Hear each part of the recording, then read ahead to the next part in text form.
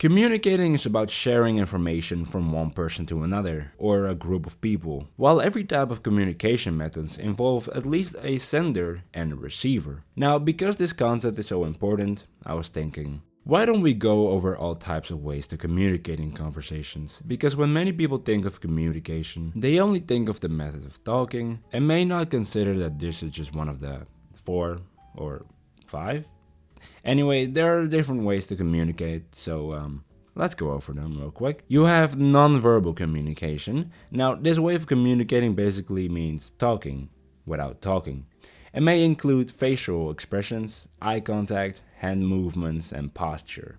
Usually, this type of communicating is more used together with verbal communication and isn't really used on its own, except when a person is using sign language. But if you want to make a good impression at, for example, meeting people you don't know, the way you talk without talking really can say it all. Next, there is written communication, which might be a letter, email, a report, or a message, which aims to get your message across in a clear and precise manner. Now, how effective this method of communication is really depends on how and to who you are writing. If you were to write an email, for example, sending yo and dog to your college professor might not be that effective, and nobody likes it when there are a lot of spelling mistakes in your written message. But all in all, it is easy. You don't have to meet to communicate your message. It provides evidence that this conversation has been taking place. Believe it or not, this is actually a benefit, and everyone does it nowadays,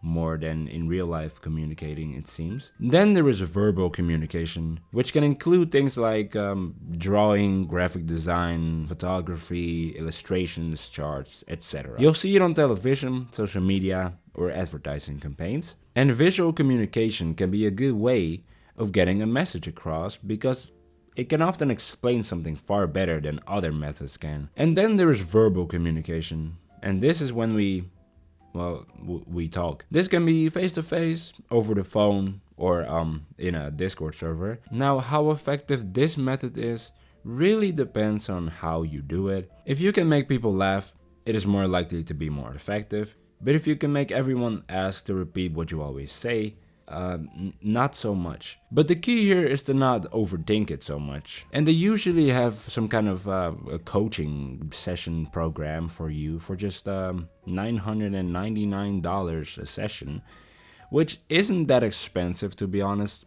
Link in the description. And the last one, you may not expect this, but there is also listening. Because some people might forget this and just keep on talking, but actively listening is one of the most important parts of communication. Because when listening, we can truly engage with the people talking to us. And I know that sometimes it can be hard for people to just sit there and not interrupt people while they're talking. And if you're one of those people, if you want to improve your listening skills, well, for only $999 with the link in the description, you can. Anyway, I think that's actually about it.